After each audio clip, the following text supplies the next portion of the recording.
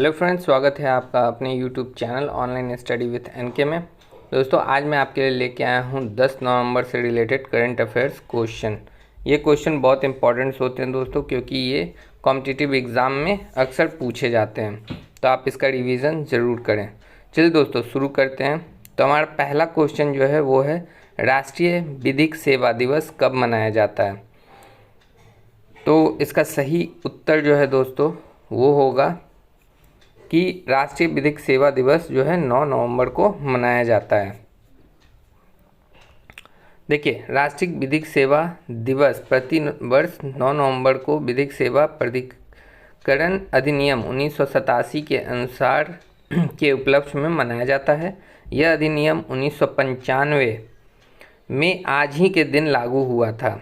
यह दिवस लोगों को इसके बारे में जागरूक करने के लिए कानूनी जागरूकता शिविर आयोजित करता है, साथ ही मुफ्त कानूनी सहायता भी उपलब्ध करता है। तो इसका सही उत्तर जो है 9 नवंबर होगा। ठीक है, चलिए दूसरा क्वेश्चन है हमारा, 2023 में भारत के G20 प्रेसिडेंसी का थीम क्या है? ठीक है, तो इसका सही उत्तर जो है वो है ए, one earth one family one future. दोस्तों, 2023 में भारत के G20 प्रेसिडेंसी का विषय वसुधैव कुटुंबकम या one earth one family one future है। यह महाउपनिषद के प्राचीन संस्कृत पाठ से लिया गया है। यह थीम सभी जीवन के मूल्य की पुष्टि करता है, जो मनुष्य, पशु, पौधे और सूक्ष्म जीव के साथ पृथ्वी पर उनके परस्पर संबंध को बताता है। तीसरे क्वेश्चन की तरफ बढ़ते हैं दोस्तों। तीसरा क्वेश्चन है हमारा, कौन सी एरोस्पेस कंपनी भारत का पहला निजी तौर पर विकसित रॉकेट लॉन्च करेगी? हमारे पास 4 ऑप्शन हैं और जो सही जवाब होगा दोस्तों वो होगा ए, स्काई लैब एरोस्पेस। जी हाँ दोस्तों, space startup Skyroot Aerospace भारतीय अंतरिक्ष अनुसंधान संगठन के श्रीहरिकोटा लॉन्च पैड से 12 से 16 नवंबर के बीच भारत का पहला निजी रॉकेट लॉन्च करने जा रहा है। विक्रम एस रॉकेट भारत में पूरी तरह से एक निजी कंपनी द्वारा निर्मित और संचालित पहला अंतरिक्ष परीक्षण यान है। ठीक है, चलिए नेक्स्ट क्वेश्चन की तरफ बढ़ते हैं। नेक्स्ट क्वेश्चन है हमारा, भारत के विधि आयोग के अध्यक्ष के रूप में किसे नियुक्त किया गया है? तो दोस्तों, इसका सही उत्तर जो है वो होगा सी, ऋतुराज अवस्थी को। जी हाँ, भारत सरकार ने भारत के विधि आयोग के अध्यक्ष के रूप में सेवानिवृत्त उच्च न्यायालय के मुख्य न्यायाधीश ऋतुराज अवस्थी की नियुक्त किया है। विधि आयोग का गठन 3 वर्ष की अवधि के लिए किया गया है। विधि आयोग की भूमिका सरकार की नीतियों पर सलाह देता है, साथ ही गलत नीतियों की आलोचना भी करता है। चलिए नेक्स्ट क्वेश्चन की तरफ बढ़ते हैं। नेक्स्ट क्वेश्चन है हमारा, उत्तराखंड किस वर्ष एक अलग राज्य बना था? तो इसका सही उत्तर जो होगा दोस्तों वो होगा बी, 2000। दोस्तों, भारत के 27वें राज्य के रूप में उत्तराखंड की स्थापना 9 नवंबर 2000 को की गई थी।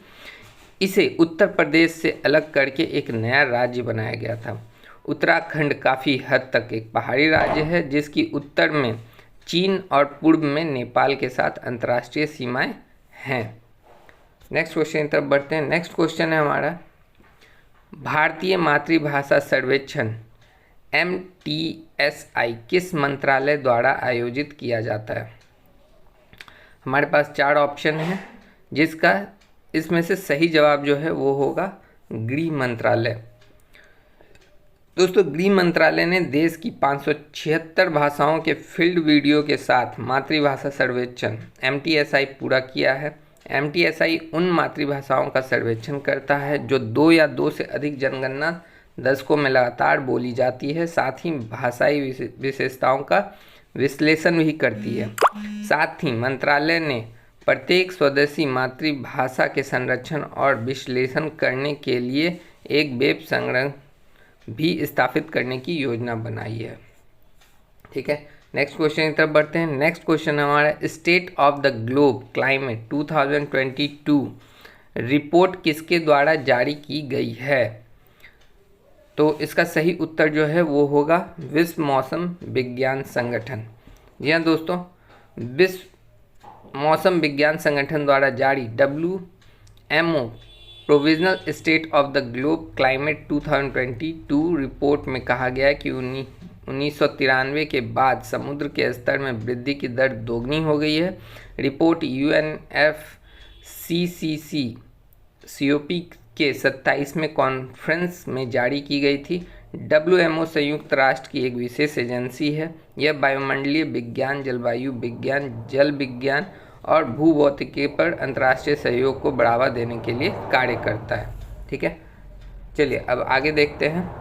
नेक्स्ट क्वेश्चन है हमारा, भारत ने हाल ही में किस देश के साथ week of the young researcher 2022 कार्यक्रम आयोजित किया था? तो दोस्तों इसका उत्तर होगा जर्मनी। जी हाँ, Indo German week of the young research 2022 का आयोजन Science and Engineering Research Board SERB India और जर्मन रिसर्च फाउंडेशन DFG द्वारा संयुक्त रूप से किया गया।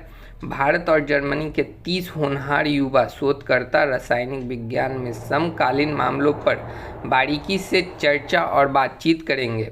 इस कॉन्क्लेव का मुख्य लक्ष्य प्रारंभिक और मध्य कैरियर शोधकर्ताओं और वैज्ञानिक के बीच सहयोग को बढ़ावा देना था। ठीक है, नेक्स्ट क्वेश्चन की तरफ बढ़ते हैं दोस्तों। नेक्स्ट क्वेश्चन है, किस केंद्रीय मंत्रालय ने राष्ट्रीय जैव ऊर्जा कार्यक्रम यानी कि नेशनल बायो एनर्जी प्रोग्राम को अधिसूचित किया था? इसका उत्तर जो होगा वो होगा नवीन और नवीकरणीय ऊर्जा मंत्रालय। दोस्तों नवीन और नवीकरणीय ऊर्जा मंत्रालय MNRE भारत सरकार ने राष्ट्रीय जैव ऊर्जा कार्यक्रम नेशनल बायो एनर्जी प्रोग्राम को अधिसूचित किया है। मंत्रालय ने वित्त वर्ष 2021-22 से 2025-26 की अवधि के लिए राष्ट्रीय जैव ऊर्जा कार्यक्रम को जारी रखा है। ठीक है, नेक्स्ट क्वेश्चन की तरफ बढ़ते हैं दोस्तों। नेक्स्ट क्वेश्चन है हमारा, 2022 में भारत की G20 अध्यक्षता की थीम क्या है? तो इसका जो सही उत्तर है वो है वसुधैव कुटुंबकम। ठीक है, भारतीय प्रधानमंत्री ने भारत की G20 अध्यक्षता की लोगो, थीम और वेबसाइट का शुभारंभ किया। G20 लोगो भारत के राष्ट्रीय ध्वज के रंगों से प्रेरणा लेता है। इस लोगो में पृथ्वी जीवन के प्रति भारत के गृह समर्थक दृष्टिकोण को दर्शाती है और G20 लोगो के नीचे भारत लिखा गया है। ठीक है, चलिए अब आगे बढ़ते हैं। आगे दोस्तों हमारे पास कुछ राष्ट्रीय करंट अफेयर्स के पॉइंटर हैं जिसे मैं आपको बताना चाहता हूं। इसमें पहला पॉइंटर है कि PM मोदी ने भारत के G20 प्रेसिडेंसी की लोगो, थीम और वेबसाइट को लॉन्च किया है। ठीक है, दूसरी पॉइंट जो है वो है गरीब सवर्णों के लिए जारी रहेगा EWS कोटा, सुप्रीम कोर्ट ने यह फैसला दिया। तीसरा है 6 राज्यों की 7 विधानसभा सीटों पर उपचुनाव के लिए मतदान जारी है। ठीक है, और केंद्रीय मंत्रिमंडल ने प्रधानमंत्री स्वास्थ्य सुरक्षा योजना 2019-20 तक जारी रखने की मंजूरी दी है। ठीक है, आर्थिक करंट अफेयर्स में है कि PM मोदी ने लॉन्च की वन नेशन वन फर्टिलाइज़र योजना।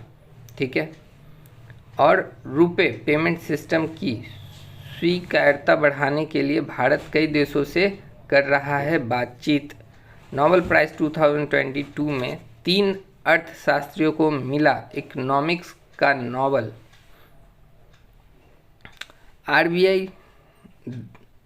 RBI लॉन्च दक्ष ऐप। जी हाँ, RBI ने दक्ष एप्लीकेशन लॉन्च किया है। ठीक है, अब अंतर्राष्ट्रीय करंट अफेयर पे आते हैं। अंतर्राष्ट्रीय करंट अफेयर में बेंजामिन नेतन्याहू होंगे इजराइल के अगले प्रधानमंत्री। ठीक है, लूला डी सिल्वा होंगे ब्राज़ील के अगले राष्ट्रपति। फिर 12th वर्ल्ड हिंदी कॉन्फ्रेंस में पहली बार पैसिफिक देश फिजी में आयोजित होगा 12वीं विश्व हिंदी सम्मेलन। ठीक है, वर्ल्ड एनर्जी आउटलुक रिपोर्ट 2020 जारी हुआ है। ठीक है, रिपोर्ट के अनुसार 2025 में ग्लोबल एविएशन पिक पर होगा। अब खेल से रिलेटेड कुछ करंट अफेयर हैं। तो सूर्य कुमार यादव बने दुनिया के नंबर 1 T20 बल्लेबाज, ये बहुत लोग जानते होंगे।